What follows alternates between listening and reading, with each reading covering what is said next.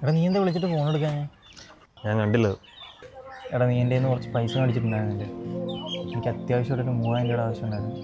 എനിക്ക് ഇങ്ങനെങ്കിലും ഒന്ന് ഒപ്പിച്ചു തരാൻ പറ്റുമോ? നീ വന്നേ.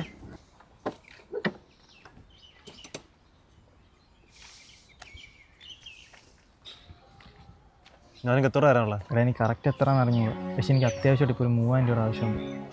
ഈ 3000 രൂപയ്ക്കാണ് ഞാൻ പെണ്ണു പോയി നാണം കെടുത്തിയത്. 3000 അല്ലേ? എനിക്ക് 4 ഇട്ടിട്ടുണ്ട്. ബാക്കി എന്നോട് നീ മെസ്സേജ് ചെയ്താൽ മതി. എടാ അത് അങ്ങനെ അല്ലടാ. ഇനി എന്നെ വിളിച്ചു വയ്ക്കരുത്. എടാ ഞാൻ പറയുന്നൊന്ന് കേൾക്ക്. എടാ ഒരു അർജൻറ്റ് കോളാം. ഹലോ മാമ, ടെൻഷൻ അടിക്കണ്ട. അതെ, ചേട്ടൻ്റെ ഒരു ആദ്യം നല്ലേ ആണ്. ചേട്ടൻ കഴിഞ്ഞ പ്രാവശ്യം കടം ചോദിച്ച് അവനെ വിളിച്ചപ്പം അവൻ്റെ പൈസ ഇല്ലാഞ്ഞിട്ട് എൻ്റെ നിന്ന് വാങ്ങിയിട്ടായിരുന്നു തന്നത്. ഇപ്പോൾ അവൻ്റെ അമ്മ ഹോസ്പിറ്റലിലാണ്. അവിടെ ബില്ലടയ്ക്കാനാണ് ചേട്ടനോട് പൈസ ചോദിച്ചത്. ഞാൻ അവനോട് പറഞ്ഞതാണ് ഞാൻ സെറ്റാക്കി കൊടുക്കാമെന്ന് പൈസ. അപ്പോൾ അവനെ പറഞ്ഞൊരു കൂട്ടുകാരനുണ്ട്, അവൻ സെറ്റാക്കി തന്നോളൂ. അങ്ങനെ ചേട്ടൻ്റെ അടുത്തോട്ട് വന്നത്. ചേട്ടൻ ഞാനൊരു കാര്യം പറയട്ടെ, ഈ 10000 രൂപ നമ്മുടെ കയ്യിലുള്ള സമയത്ത് 100 രൂപയ്ക്ക് ചിലപ്പോൾ ഒരു വാല്യൂ കാണത്തില്ല.